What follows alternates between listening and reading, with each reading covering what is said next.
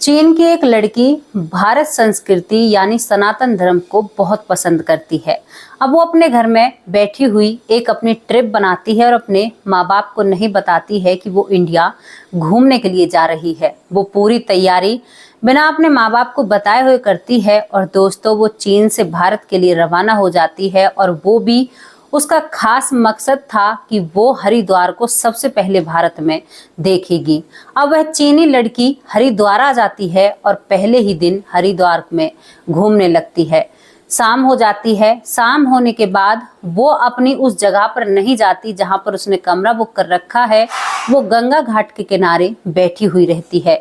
अब उसको काफी रात हो जाती है और रात करीबन 11 बज जाते हैं, लेकिन गंगा के किनारे उसका मन ऐसे ठहर जाता है कि वो अपने आप को वहां से अपने कमरे पर भेज ही नहीं पाती है और उसी घाट पर बैठी रहती है। बैठे बैठे 11 से 12 बज जाते हैं और 12 साढ़े 12 बजे के करीबन वहां पर वो बैठी रहती है और शीतल हवा को महसूस कर रही है। उस लड़की का नाम चैन मिंग है और वो कभी तो गंगा में अपने हाथ को डालती है और फिर उस हवा को महसूस करती है जो बिल्कुल ठंडी ठंडी उसके चेहरे पर आकर पड़ रही है।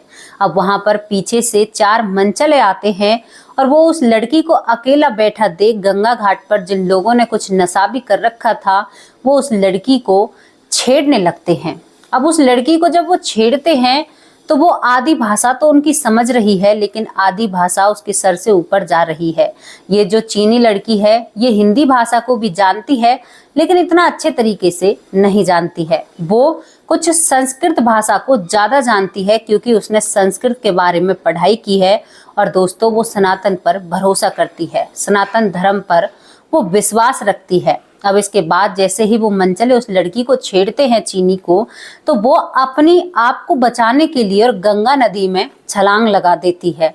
जब वो गंगा नदी में हर हर गंगे करते हुए छलांग लगाती है तो वो चारों मनचले वहां से भाग जाते हैं कि अब तो ये इस नदी में कूद गई, अब का ये बचेगी। और दोस्तों वहां से वो तो भाग जाते हैं, लेकिन वहां पर एक बिहार का रहने वाला प्रमोद घूम रहा था। उसका भी अपने कमरे पर मन नहीं लग रहा था। दोस्तों प्रमोद भी बिहार से हरिद्वार घूमने के लिए आया था और वो भी रात को गंगा किनारे घूम रहा था। वो दूर से देख रहा है कि इस लड़की के साथ ये सब कुछ हो रहा है, लेकिन इतने ही वो उनके पास आता है, ये सब कुछ हो जाता है, लड़की गंगा में छलांग लगा देती है।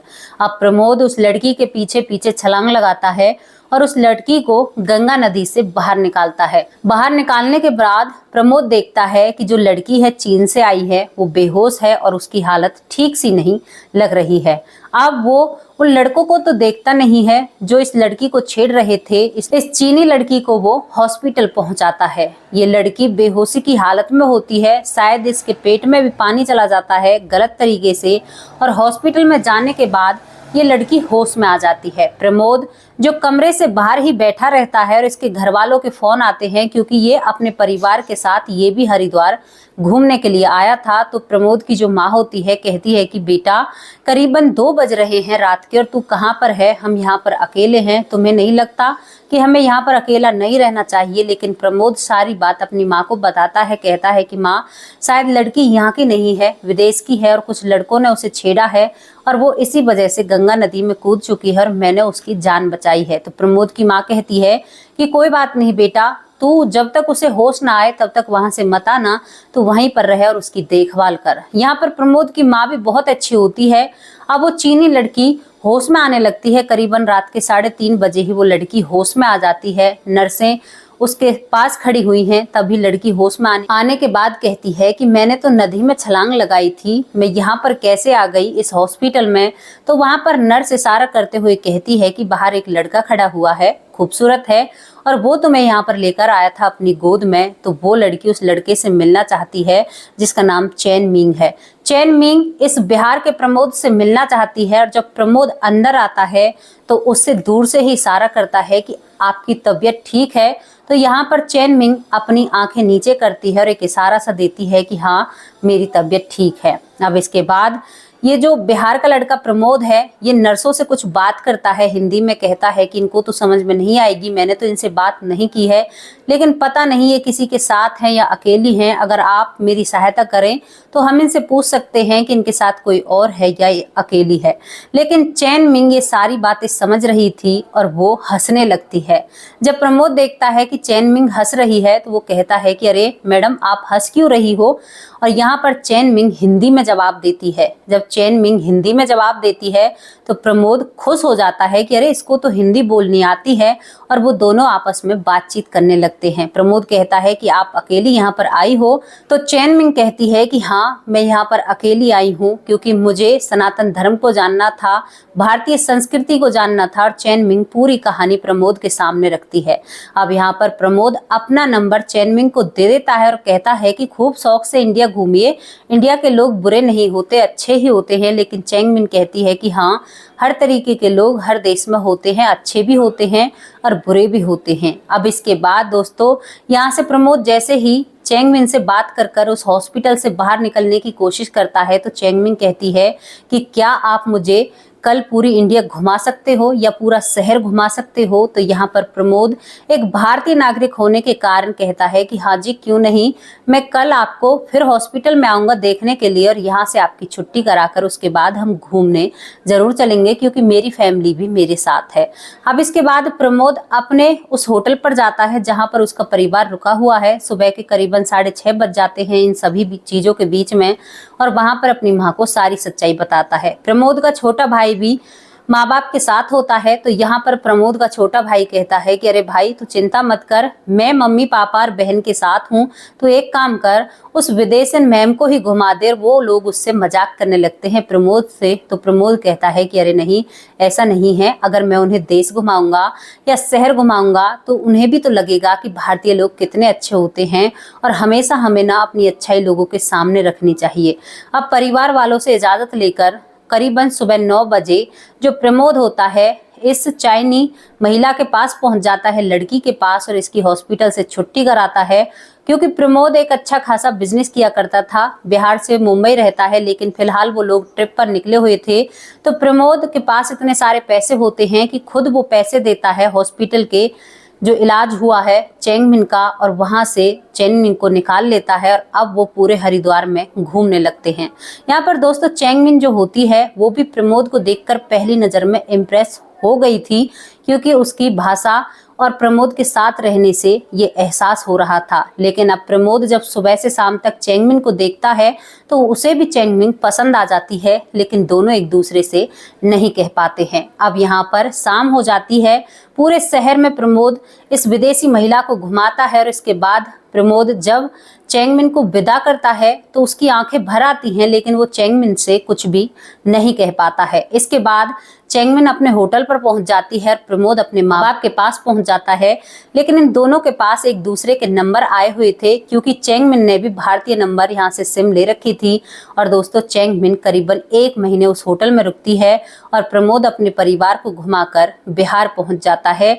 लेकिन इन दोनों में बातचीतें होती रहती हैं। अब इसके बाद चैंग मिन प्रमोद के नंबर को रखती है और चाइना चली जाती है, और वहां से भी ऐसा सेटलमेंट करती है कि ये दोनों बात करते हैं। आप यकीन नहीं मानोगे, बात ही बातों में इन दोनों को प्यार हो जाता है और ये दोनों एक दूसरे को इजहार कर देते हैं। जब इन दोनों में इजहार हो जाता है तो यहाँ पर जब इजहार होने की बात है तो उसके बाद अब शादी की बात आती है। तो चैंग मिन अपने माँ बाप से इजाजत लेकर, वहां से अपने परिवार से कहकर और प्रमोद से शादी करने के लिए बिहार आती है। और बिहार आने के बाद वो प्रमोद से मिलती है। प्रमोद भी एक जगह डिसाइड करता है और यहाँ पर दोनों पहले आमने सामने प्यार का इजहार करते हैं और फिर दोनों शादी करते हैं परिवार वालों की मर्जी से। चैंग मिन का परिवार भी भारत आता है अपनी बेटी को आशीर्वाद देने के लिए, क्योंकि चैंग मिन ने भारतीय रीति रिवाज से प्रमोद से शादी की थी दोस्तों। लेकिन जब दोनों की शादी होती है और प्यार का इजहार होता है तो ये हमारे भारत की मीडिया में सबसे नंबर 1 पर टॉपिक चलने वाला था। मीडिया में एक खबर सबसे ऊपर थी कि एक चाइनीज लड़की ने भारतीय लड़के से शादी की है। शादी होने के बाद अब चैंग मिन के पास एक सबसे बड़ी समस्या क्या थी, क्योंकि चीन का और भारत का रहन सहन बिल्कुल अलग होता है। भारत में जब चैंगवेन रहती है तो वो थोड़ी सी परेशान होती है। परेशान क्यों होती है? क्योंकि भारत का जो कल्चर है वो बिल्कुल ही अलग है। अब वो घर के काम काजों में बिल्कुल भी सफल नहीं हो पा रही थी। तो यहाँ पर आपको एक रोमांटिक सी बात बताएं दोस्तों, प्रमोद जो है वो अपनी पत्नी को सारे घर के काम सिखाता है और आज वो महिला इतनी अव्वल है कि वो भारतीय सब कुछ काम करती है और वो भारत के हिसाब किताब से जीती है दोस्तों। हालांकि उस पर किसी ने अपनी मर्जी थोपी नहीं है, लेकिन उसने अपनी मर्जी से भारतीय संस्कृति को अपनाया है और वो हर फेस्टिवल को मनाती है। भारतीय और चीनी फेस्टिवल को भी यहाँ पर मनाती है दोस्तों। और यहाँ पर एक प्रेम कहानी जो हरिद्वार से शुरू हुई थी, सनातन धर्म से शुरू हुई थी, और लेकिन अब वो एक पारिवारिक बन चुकी है और एक परिवार बस चुका है। अब इस कहानी को आपके सामने रखने का क्या उद्देश्य था?